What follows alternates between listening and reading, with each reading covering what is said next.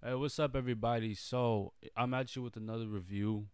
I did a review of Escada Sentiment Porom earlier today. If you want to watch that review, I'll leave a card up here to that video. Today, I also wanted to review another discontinued gem. This one is really hard to find, though. You can find a couple bottles on eBay, but I wouldn't pay those prices for it. This is a flanker to a legendary fragrance that is still recognized to this day. It has done wonders for a lot of people out there, in particular men, because this was marketed towards men, and you probably smelled it as a little kid, or you smelled it when your younger days when Abercrombie and Fitch was hyped to death. If you've seen the bottle of the dude with the abs, you know what I'm talking about. This is the truest flanker, at least in my experience, because I've smelled Fierce all over the place as a little kid. Haven't smelled it in a long time and didn't know what it smelled like actually until I got my hands on Abercrombie and Fitch Fierce Intense. This is a true flanker in the sense that this doesn't really do too much to the DNA, but it makes it stronger. As the name implies, it is a much more intense version of a once intense fragrance. I'm already wearing a fragrance today, so I will not spray this, and this is not easy to come across. There was a sale on fragrancebuy.ca, and I was indicated that this was there. Ash from Gensense also kind of helped me too, because he released a video about a day or two after this was announced in restock. You could tell that my bottle is a little scuffed up. It's little scratches here and there. I don't care about that, as long as the bottle is fine, and as long as the fragrance is still intact and doesn't spoil, I'm fine with that. The original iteration of Abercrombie and Fitch Fierce Intense came in a different colored bottle. I believe it was like pinkish grayish type of color, but this is the newer, if you want to put it that way, the newer version of that.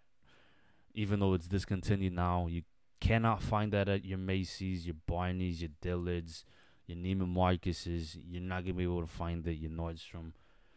Discontinued, like I mentioned before, but the scent DNA is true to the original Abercrombie and Fitch Fierce.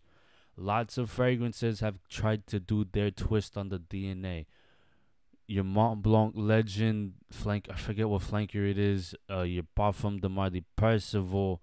So many other fragrances out there that have tried to do their version of Fierce, because Fierce was a legend in the making.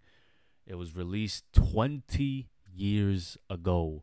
Fierce is 20 years old. That is older than me. That is older than a lot of my friends. For you out there that have known about Fierce, you grew up when Fierce was a hype beast. Not even in the fragrance community, just a hype beast in general. This kind of puts you back in the early to mid 2000s. The Intense Flanker was released well over 10 years after the original release. When you're talking about the original Fierce DNA from '02, even though I wasn't alive, but like '02, probably, I don't know what years exactly, but when I was around like 4 years old, probably to like 8, 9, 10, that thing was strong. The people who wore it sprayed about 25 to 30 sprays of it. You did not need to do that at the time. You raped our noses with that fragrance. I swear to you, if you were within a mile of an Abercrombie and Fitch or a store that had stock of Abercrombie and Fitch Fierce, you would be attacked. Your nostrils would be killed because of the scent of Fierce. If you do not know what Fierce smells like, trust me, you have smelled it before. That's what I went through, because I had no idea what Fierce was until I smelled this. I had seen the bottle of Fierce. that bottle is very iconic, even though it kind of comes across a little douchey.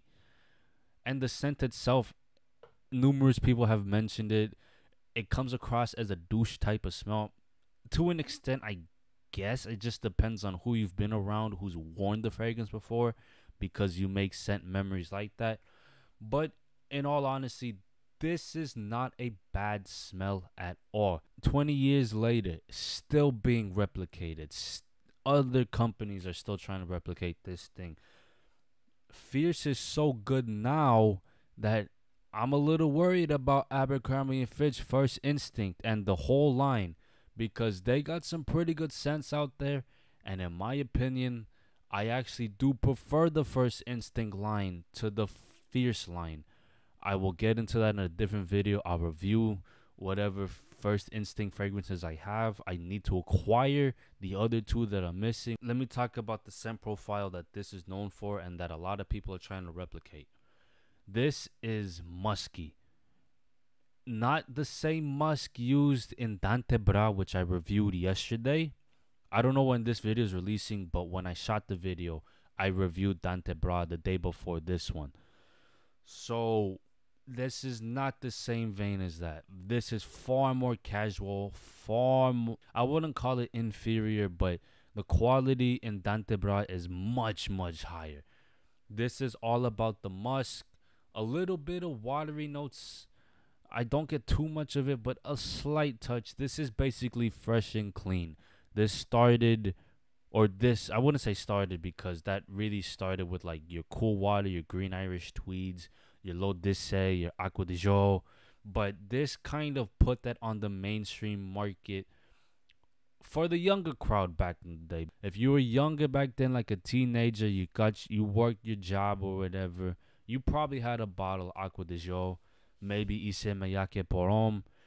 Maybe you had Tommy Hilfiger or Tommy for Men. That one, another icon of the 90s. Maybe you had towards the turn of the century, you probably had yourself a bottle of Boss Bottled, which started my fragrance journey. And that one I will get into in another review later down the road. But when you talked about the early 2000s, the two fragrances, at least from my experience, that come to mind: Burberry Touch, another fragrance, brilliant fragrance, timeless fragrance. Another musky take, but with a lot of violet leaf, a lot of ozonic notes. This was that other counterpart, the original Fierce. This is as close to the original Fierce as you could get. Through my scent memory, obviously, I don't remember what the original Fierce smelled like to a T, but from what I remember as my time as a little kid, this was basically that. Fragrance by Dotsier did get a small amount of Fierce Intense bottles that were slightly damaged. I'm fortunate enough that my bottle wasn't really broken, it was just scratched, and I got it for like $15 $15 Canadian, which was, I believe, 12 or 13 USD. The shipping was just as much as the fragrance I bought. I do not know if the juice changed when they switched to the blue bottle. You can only find 50 milliliter bottles because that was the only size they produced it in. And to be fair, especially if you have a decent sized collection, and when I mean decent, I mean 10 plus fragrances, you're only probably going to need 50 milliliters of this, because this is a freaking monster. The current formulation of Abercrombie Fitch Fierce has been watered down to death. I have not smelled it in a very long time. If you can get your hands on this, you don't even need the original Fierce. This is pretty much Fierce Intense. This is the Fierce of the early to mid 2000s. Performance is pretty much nuclear on my skin. I get about 3 hours of insane projection. It puts out like there is no tomorrow. It lasts on my skin well over 10 hours. That's what Fierce was known for back in the day. And when they came out with Fierce Intense, it recaptured that same magic. I've only worn it about a couple times, but I decided to do a review because I'm very familiar with the scent. I had very bad memories with that scent because it used to give me headaches as a little kid. And so did Aqua de Jo. But being a little older now and knowing what this and its originator was able to do for its time, unreal. Still to this day, a lot of people like that DNA. You will probably get a bunch of attention with it. I just don't wear it all that often because I have a lot of fragrances to cycle through. So yeah, this is a discontinued gem, which in my opinion made no sense of discontinuing unless it was a limited edition. I do not know if this was a limited edition. If you know, comment down below because I've only done this fragrance thing for about 2+ years. I wouldn't call myself a newbie. I wouldn't call myself an expert. Fall somewhere in between, but I am an enthusiast nonetheless. So yeah, that's my review. This is a fresh musk bomb. The other notes don't really play a note because this is dominated by musk, and that's the only reason why I mentioned one note. It's a moss scent for days. A lot of people know the DNA. It still gets the job done, even though this particular version of Fierce is not out anymore. You could still probably get the same reaction with the OG Fierce. Just spray a lot more because I know that thing has been reformulated to death. If you can find a bottle of Fierce Intense or an original bottle of Abercrombie Fitch Fierce. So, if you like this review, please like the video. If you have Fierce Intense or you have memories with the original Fierce, because this is basically what this fragrance is. It's an original formulation of Fierce, just put in a different bottle, pretty much.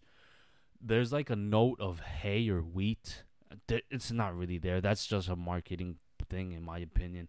It does not smell like you're in a wheat garden, or not a wheat garden. I'm fucking stupid. You're so dumb. You are really dumb. For real. It's not like you're in a field of wheat. It does not smell like that at all. This is fresh, musk, clean. It's Fierce, just in a different. It's an original formulation of Fierce in a different bottle. Like I mentioned before, please like the video. Comment down below if you really like Fierce or have memories with Fierce or Fierce Intense. Let me know what you think about it. And until then, I will see you with the next one.